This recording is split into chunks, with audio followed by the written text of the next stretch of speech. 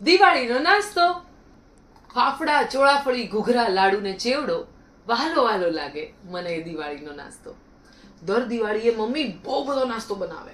નાની નાની પૂરી, તીખી તીખી સેવ, ઘીવાળા લાડુ અને માવાવાળો ઘૂઘરો પણ બનાવે. અને મગજનો લોટ શેકાય ત્યારે ઘરમાં કેવી મીઠી મીઠી સુગંધ આવે.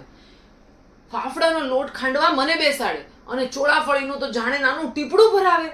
હું પણ વણવા બેસું લઈને નાનો નાનો પાટલો. વહાલો વહાલો લાગે મને દિવાળીનો નાસ્તો. રોજનો એક જ લાડુ આપીશ એવો નિયમ બનાવે. રોજનો એક જ ઘૂઘરો એવું તો ક્યાંથી ચાલે? આખો દિવસ ઈ મારા પર પૂરી નજર રાખે ને મહેમાનોનો નાસ્તો તો એ માળિયા પર ચડાવે.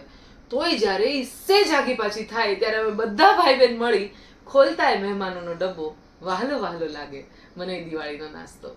શું તમારી મમ્મીએ તમારા માટે આવો મીઠો મીઠો નાસ્તો બનાવ્યો છે દર વર્ષે? યાદ છે તમને? આપણે પણ સાથેમાં કેટલી મદદ કરતા.